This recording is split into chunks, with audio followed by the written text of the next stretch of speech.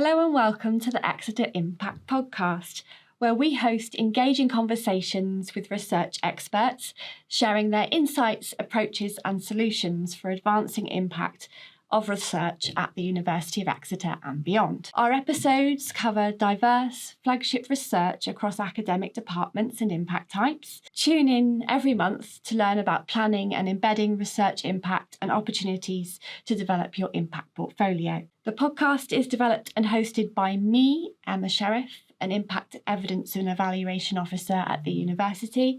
Episodes are made available for staff to listen or watch via the Impact Community of Practice SharePoint site and linked in the Exeter Weekly Bulletin.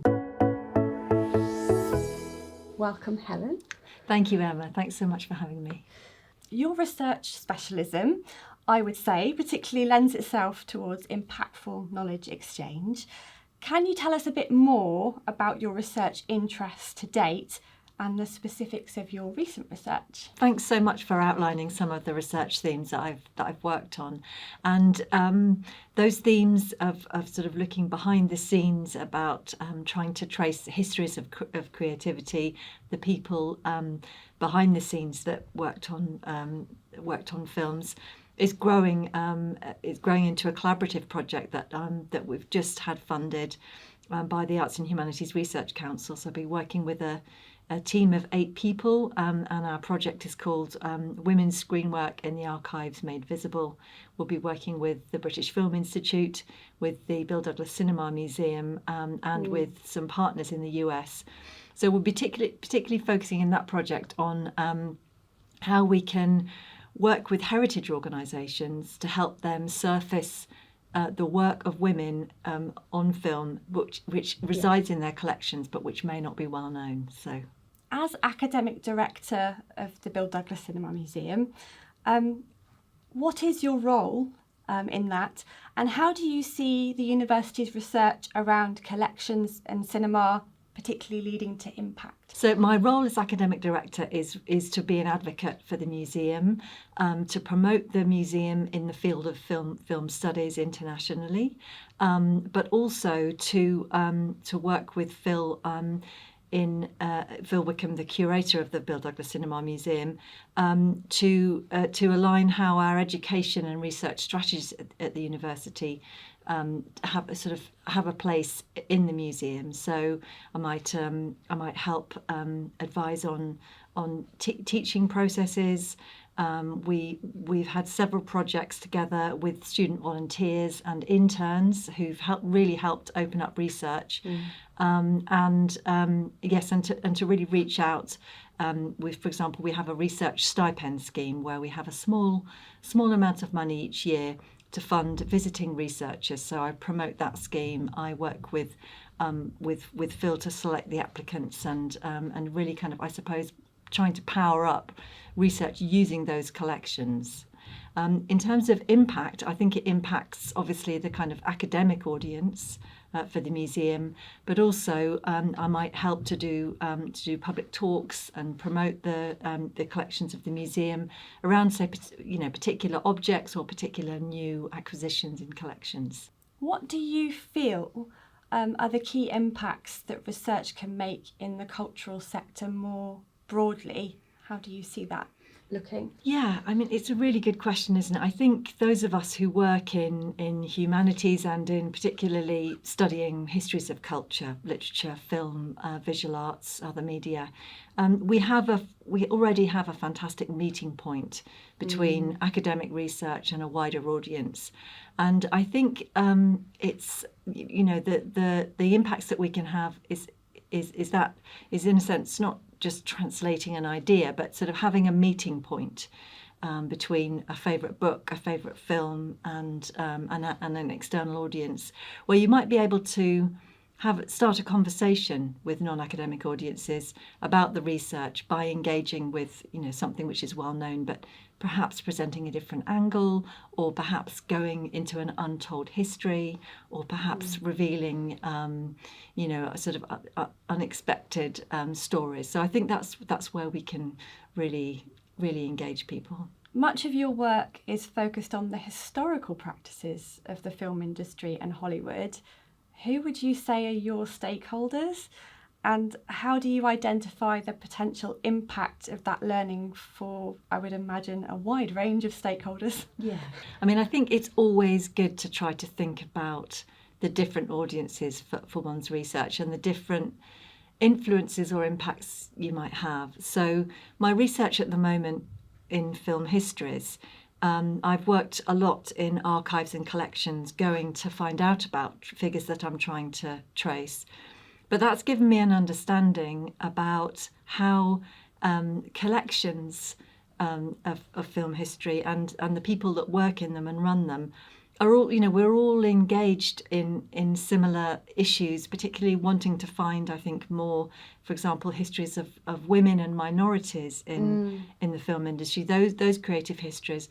So this new project, which is definitely a team effort, we're able to in a sense, flip the research question. So it's not just about a researcher going to an archive, but it's thinking about how the process of archiving and cataloguing, we might experiment with different ways of doing it in order to make the work more discoverable. So that's an impact, I suppose, in not only in a single insight of a researcher, but in the architecture of film history and how other researchers and other audiences might find that work. So, yeah. So moving on to the short film production that you've done and how that's kind of led to impact, what are your specific reflections on making and sharing those? So the Object Stories project was such a good learning experience for me and the collaborators. We were fortunate to have some funding from the College of Humanities, as it then was. And we employed a student filmmaker, and she was amazing and really helped us to think about how we could create a story around our research. And that process of narrowing down, trying to filter down the objects that one might look at, how to link them in the filming, how to try to be fluent and not, and outward facing and not kind of filled with jargon. So I learned a huge amount, and Minnie, who worked on the films, helped us to understand, how they could be edited together. And in this newer project that I'm working with a team of people, we will have postdoctoral research assistants on the project. And one of the things that we want to do is to make video essays. So I hope that I can continue that learning, but also, learn from others, again, about how moving image, how linking objects together visually can really enliven a research question and an idea. And I think that co-production aspect is so important. It's essential. I think because the conversation in co-producing and co-designing is important for narrowing down the topic, and then of course the technical skills, which are incredibly skillful. The technical skills are not just shooting a camera, they are like when to select the shot, how long to pause on one particular issue or object. So it's very much, I think, about using the visual and audio to make an argument, and you need help. So I'm particularly interested in how our podcast guests embed impact in their research. How do you go about embedding impact in your field? And are there any specific methods that you use to make that happen? I think it very much depends on the project, different projects or different topics will have different audiences. So I think it's important to think at the beginning. Okay, I'm going to go off and do this, module of research, if you like, but what might it result in beyond an academic article? That's incredibly important for us, but what might be the other formats that one could present it in? If you're writing about a film and its history, could that be presented as an introduction to that film, say at a partner like Picture House, or indeed Studio 74 in Exeter, which is at the Exeter Phoenix, which is a fantastic site? Could you also, say you have a talk set up, could you then promote that talk in relation to a series of posts on social media, which might be like trailers for the idea. So you might be able to help your partner gain the audience, but also gain, sort of trailing the idea, or kind of whetting the appetite of the audience. So I think that's important.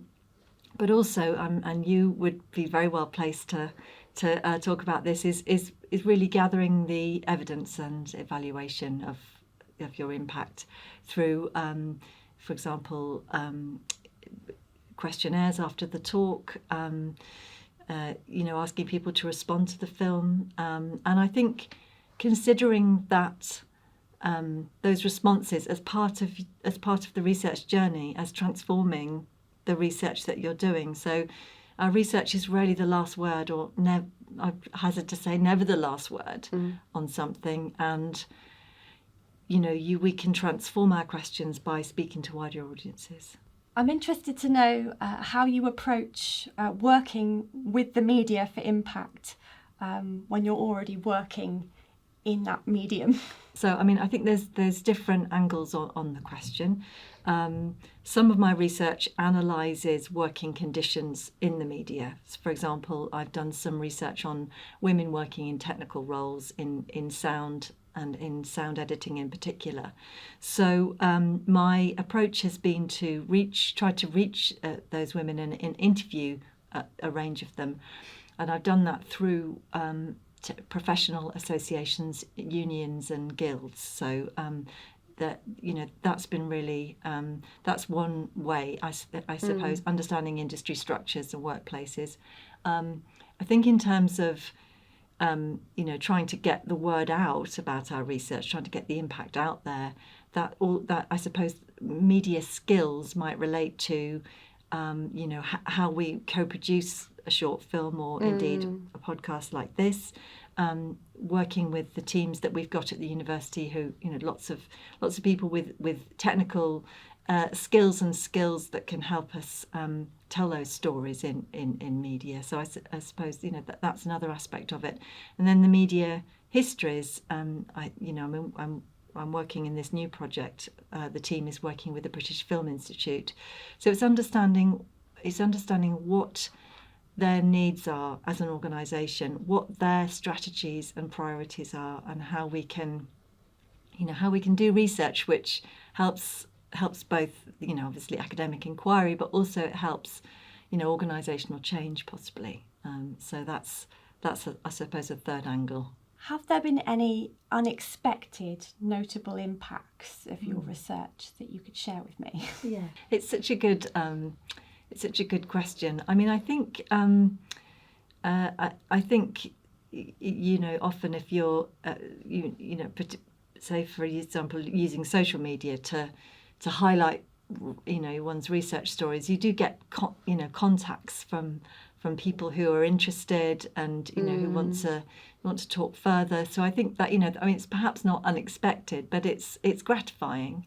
I think you can sometimes have unexpected impacts when you're doing a public talk. So, for example, this week I was down at the Foy Festival talking about Daphne du Maurier and adaptations of her work. And I focused on the theme of viewpoint in her stories, and viewpoint as a technique in cinema. And some of the questions from the audience or comments were not unexpected, but they were very perceptive, and I suppose that's always gratifying, but it's also it's surprising. There's a kind of there's a constituency of expertise out there which can transform how you think about your talk. Yeah. I wonder if you can tell me the outcomes for your stakeholders that you've noticed as a result of your research. So I think an example might be my work with the Bill Douglas Cinema Museum, where of course the team there are experts in running the museum, but co-working with them has meant that certain collections, for example, there's a relatively new collection in the Bill Douglas Cinema Museum of scripts from the Rank Film Archive, which is the big company making films in British cinema from the 1930s right through to the 60s. And those scripts were donated, and some of the research questions I'm working on about women's work in film allowed us to employ interns and pay them, and to get underway with cataloguing and searching that collection specifically for the work of women. So I think that's where I hope that the impact will be not just in my research finding those women, but in sharing it with other academics, in like opening that collection up to a broader understanding of women's contributions to the screen. Can I ask what have been the challenges for you of working with the media for impact, and what suggestions you might have for our researchers in approaching engagement through the media? I mean, the challenge is, I suppose, sometimes you're invited onto a radio show, or usually it's quite short notice. So the challenge is, is sort of getting ready. I've done some. Other colleagues are more experienced than me. I think something that we share is try to be true to the research idea, but remember your audience. It's not the academic audience. So don't feel like you've got to explain the whole idea. Try to be succinct if you can, but don't be scripted. Just, it's fine to flow and to present your ideas, which are kind of quite fluid. No one's going to come along and criticise you for not doing your academic research properly. It's much more about communication, and hold on to the excitement, I think. So I suppose that's a tip.